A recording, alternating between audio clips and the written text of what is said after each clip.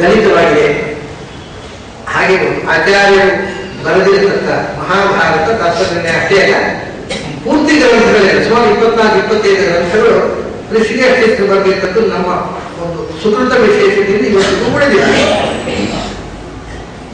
ಅದನ್ನ ಕೆಲವು ವರ್ಷಗಳ ಹಿಂದೆ ಋಷಿಕೇಶ ತೀರ್ಥರ ಪಾಠವನ್ನ ಸಂಶೋಧನೆ ಮಾಡುವಾಗ ಅದನ್ನ ವಿದ್ಯಾವರ್ಷಿಗಳಲ್ಲೇ ಅದನ್ನ ಸರ್ವಮೂಲ ಮಾಲಿಕೆ ಇಲ್ಲೇ ಈ ಪ್ರಕಟ ಆಯಿತು ವಿದ್ಯಾಪೀಠದಲ್ಲಿ.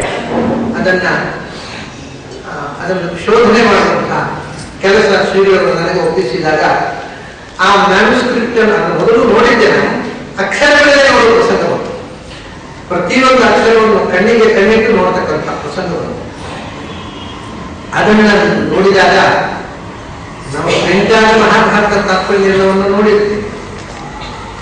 ಋಷಿಯಾಗಿ ಬರೆದ ತತ್ವನಿರ್ಣಯವನ್ನು ನೋಡಿದಾಗ ಎಷ್ಟೋ ಕಡೆ ನಾವು ಇವತ್ತು ತಿಳ್ಕೊಂಡಿರತಕ್ಕಂಥ ಪಾಠ ಮತ್ತು ಆಚಾರ್ಯರ ಪಾಠ ಇರುವ ವ್ಯತ್ಯಾಸ ನನ್ನ ಗಮನಕ್ಕೆ ಬಂತು.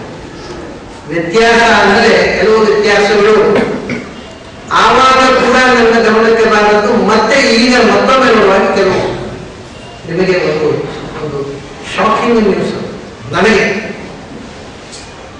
ಸಂಸ್ಕೃತ ವ್ಯಾಕರಣ ಓದಿದವರಿಗೆ ವಿಶೇಷ ಅರ್ಥ ಆಗ್ಬಹುದು. ಅಲ್ಲಿ ಒಂದು ಕಡೆ ಆಚಾರ್ಯರು ಎಲ್ಲ ವ್ಯಾಖ್ಯಾನ ಇವತ್ತಿನ ತನಕ ಪಾಠ ಪ್ರವಚನ ಮಾಡುವ ಪಂಡಿತರು ಪವಮಾನ ಶುಂಠ್ಯೋ ಅಂತ ಒಂದು ಮಾತು ಬರ್ತದೆ. ಪವಮಾನನ ಮೊದಲು ಶುಚಿಯ ಅಂಶ. ಭೀಷ್ಮಕ ಅವರ ತಮ್ಮಂದಿರು ಪ್ರಥಾ ಕೈಶಿಕರು ಅವ್ರು ಯಾರ ಅಂಶ ಅಂದ್ರೆ ಪಾವಕ, ಪವಮಾನ, ಶುಚಿ ಈ 3 ದೇವತೆಗಳ ಅಂಶ ಅಂತ ತತ್ವವೇದದಲ್ಲಿ ಆಚಾರ್ಯ ಹೇಳ್ತಾರೆ. ಭೀಷ್ಮಕ ಅಂದ್ರೆ ರುಕ್ಮಿಣಿಯ ತಂದೆ, ಅವನು ಅವರ ತಮ್ಮಂದಿರು ಪ್ರಥಾ ಕೈಶಿಕರು.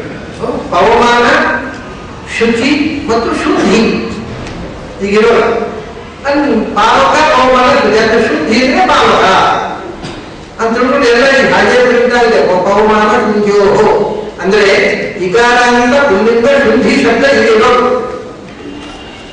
ಶುಂಠಿ ಶುಂಠ್ಯೋ ದ್ವಿವಚನ ಶುಂಠೇ ಶುಂಠ್ಯೋ ಇಕಾರ ಶುಂಠಿ ಶಬ್ದ ಹರಿ ಶಬ್ದದ ಹಾಗೆ. ಪವಮಾನ ಶುಂಠ್ಯೋ ಈ ರೂಪದ ಬಗ್ಗೆ ಈ ತನಕ ಯಾರೂ ತಲೆ ಕೆಡಿಸಿಕೊಳ್ಳಲಿಲ್ಲ. ಹಾಗೆ ಪಾಠ ನಡೆದಿದೆ. ಯಾರು ಅಂದ್ರೆ ನಾನು ಸೇರಿ ನಾನು ಪವಮಾನ ಶುಂಠ್ಯೋ ಆವಾಗ ಶೋಧನೆ ಮಾಡುವಾಗಲೂ ನನ್ನ ಕಣ್ಣಿಗೆ ಬಿದ್ದಿರಲಿಲ್ಲ. ಕೃಷಿ ಅತಿಥಿಗಳ ಪುಸ್ತಕದಲ್ಲಿ ಹಾಗೆ ಇದೆ ಅಂತ ಓದ್ಕೊಂಡು ಹೋಗುವ ಕರ್ತವ್ಯ ಹೋಗಿದೆ ಒಂದು ಅಕ್ಷರ. ಎರಡನೇ ಬಾರಿ ನೋಡ್ತೇನೆ ಅಲ್ಲಿ ಕೃಷಿ ಅತಿಥಿಗಳು ಬರೆದಿದ್ದಾರೆ ಪವಮಾನ ಶುಂಠ್ಯೋ ವಕಾರ ಹೊತ್ತು ಜಾಸ್ತಿ ಇದೆ, ಶುಂಠ್ಯೋ ಅಲ್ಲ. ಇದು ಇವತ್ತು ಮೊದಲ ಬಾರಿ ಈ ಪುಸ್ತಕದಲ್ಲಿ ಪ್ರಿಂಟ್ ಆಗ್ತಾ ಇದೆ ಆಚಾರ್ಯರ ಪಾಠ. ಪವಮಾನ ಶುಂಠ್ಯೋ ಅಂತ ಎಲ್ಲರೂ ಓದು, ಎಲ್ಲರೂ ಪಾಠ ಹೇಳುವುದು, ಎಲ್ಲರೂ ಶುದ್ಧಿ ಶಬ್ದ ಅಂದ್ರೆ ಅಲ್ಲಿ ಬೇಕಾಗುವ ಅರ್ಥ ಪಾವಕ, ಶುಚಿ, ಪಾವಕ, ಪಾವಕ 3 ಜನ ಅಗ್ನಿಪುತ್ರರಲ್ಲಿ ಪಾವಕನನ್ನ ಆ ಜನ ಶುದ್ಧಿ ಅಂದ್ರೆ ಯಾಕಂದ್ರೆ ಶುದ್ಧತಿ ಅದು ಶುದ್ಧನ ಅಂತಂದ್ರೆ ಶೋಧನ, ಪಾವಕ ಪರ್ಯಾಯ ಶಬ್ದ ಅಂತ ತಿಳ್ಕೊಂಡು ಶುದ್ಧಂತ ಆತ್ಮಾಂತರಾತ್ಮ ಪರಮಾತ್ಮ ಜ್ಞಾನಾತ್ಮ ಶುದ್ಧ ಅಂದ್ರೆ ಈ ಶುದ್ಧಂತ ಅನ್ನೋದು ಶುದ್ಧತೆ, ಶೋಧನೆ, ಪಾವಕತ್ವ ಅನ್ನೋ ಅರ್ಥದಲ್ಲಿ ವೈದಿಕ ಶಬ್ದ. ಹಾಗೇ ನಾವು ತಿಳ್ಕೊಂಡು ಬಂದಿದ್ದೇವೆ ಪಂಡಿತ ಪರಂಪರೆ. ಕೃಷಿ ತೀರ್ಥರ ಪುಸ್ತಕ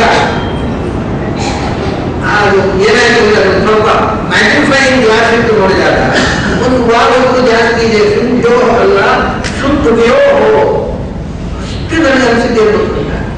ಎಲ್ಲೋ ವಿಷಯ ಬರೆಯೋದು ನೈತಪ್ಪಾಗಿದ್ದೇನೆ. ಶುದ್ಧವ್ಯೋ ಬರೆಯುತ್ತಿದ್ದಾರೆ. ನನಗೂ ಮೊದಲು ಒಂದರ ಎಲ್ಲೋ ಬರೆಯುವಾಗ ಪ್ರಮಾದ ವಿದ್ಯುತ್ ಪ್ರಮಾದ ಇರಬೇಕು ಅಂತ ಆಮೇಲೆ ಯೋಚನೆ ಮಾಡಿದೆ. ಏನು ಶುದ್ಧವ್ಯೋ ಅಂತ ಬರೀತಾರೆ. ಕಡೆ ನೋಡಿದ್ರೆ ವಿಷಯ ಅದು ಶುದ್ಧಿ ಶಬ್ದ ಅಲ್ಲ, ಶುದ್ಧಿಯು ಅಂತ ಭಾವಕ ಹೆಸರು ವ್ಯಾಕರಣದಲ್ಲಿ. ಶುದ್ಧಿ ಶಬ್ದಕ್ಕೆ ವ್ಯಾಕರಣ ನಿಷ್ಪತ್ತಿ ಇದೆ ಭಾವಕ ಅರ್ಥದಲ್ಲಿ. ಶುದ್ಧಿಯು ಅನ್ನೋದು ಶುದ್ಧಿಯೋ ಶಬ್ದ ಅಲ್ಲ.